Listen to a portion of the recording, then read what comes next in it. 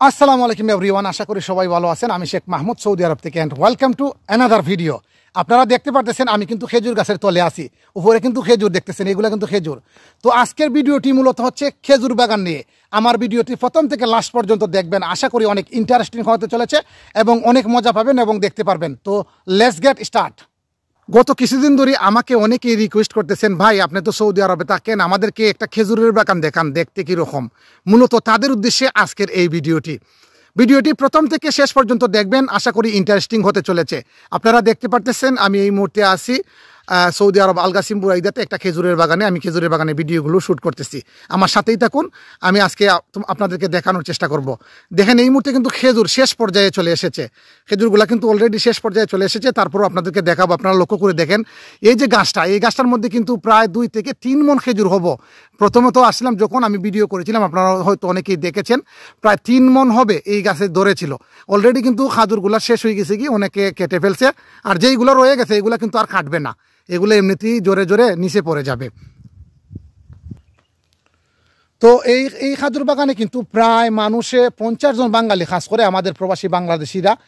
আমি মূলত প্রথম দিকে আছি, প্রথম সাইডে। তো ওনারা আছেন প্রায় পূর্ব সাইডে। তো বাগানগুলো দেখতে বেশ চমৎকার। এই বাগানগুলোতে এই যে নিচে দেখতেছেন এই অনেকগুলো খাজুর পড়ে আছে। প্রতিদিন কিন্তু এই খাজুরের গুঁড়ায় পানি দেওয়া লাগে, প্রতিদিন রাতে খাজুরের গুঁড়ায় পানি দেওয়া লাগে, না হলে গাছ মরে যাবে। এই মরুভূমির মধ্যে কোনো এক সময় কোনো কিছুই হইতো না। আল্লাহ তাআলার কত বড় নিয়ামত আপনারা একটু লক্ষ্য করে দেখেন। এই হাজার হাজার খাজুর গাছ, এত সুন্দর খাজুর আছে এই খেজুর বাগানে, কিন্তু প্রায় 160 জাত খেজুর আছে, আলহামদুলিল্লাহ। আপনারা একটু লক্ষ্য করে দেখেন, এই মুহূর্তে যে গাছের সামনে আসছে এই গাছটা কিন্তু একদম ছোটো গাছ। এই ছোটো গাছের মধ্যে তারপরও মনে হয় এবার প্রথমেই ধরছে, জানি না প্রথম কিনা এর আগেও ধরেছিল। তো এই সাইডটা হচ্ছে নতুন চারা লাগাইছে, আলহামদুলিল্লাহ। দেখা যাচ্ছে প্রত্যেকটা গাছই কিন্তু খেজুর ধরেছে। দেখেন, আপনারা লক্ষ্য করে দেখেন, প্রত্যেকটা গাছও কিন্তু প্রচুর খেজুর ধরেছে, আলহামদুলিল্লাহ। আল্লাহর কত বড় নিয়ামত। এই সৌদি আরবের মধ্যে খেজুর হচ্ছে মরুভূমির মধ্যে। আমি কিন্তু এখানে মরুভূমিতে আছি।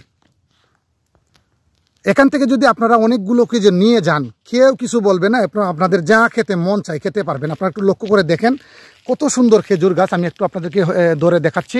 দেখেন ভাই, এত সুন্দর, এত সুস্বাদু এই খেজুরগুলা, বুঝছেন, এত সুন্দর। এই ধরনের 1-2টা গাছ যদি আমাদের বাংলাদেশে কেউ লাগায় বা রাখে বাড়ির পাশে, তো আপনারা খেজুর খেয়ে বর পাবেন না। কত খেজুর খাবেন? একটা খেজুর গাছে প্রায় 2 থেকে 3 মণ খেজুর আছে। এই খেজুর গাছটা কিন্তু ছোটো, এই জন্য আপনারা বুঝতে পারতেছেন না।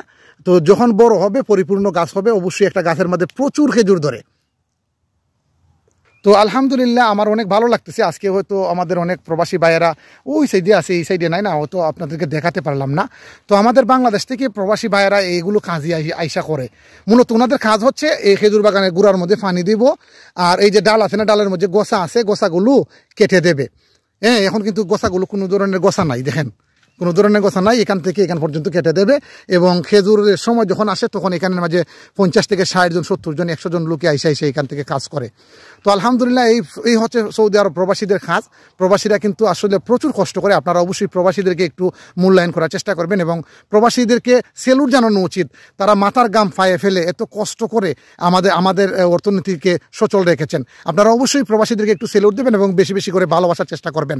আমি আশা করি এই ভিডিওটি আপনাদের কাছে অনেক ভালো লাগবে। যদি ভালো লাগে একটা শেয়ার দিতে বলবেন না। তো ভালো থাকবেন, সুস্থ থাকবেন, কথা হবে অন্য কোনো ভিডিওতে। আসসালামু আলাইকুম ওয়া রাহমাতুল্লাহি ওয়া বারাকাতুহু।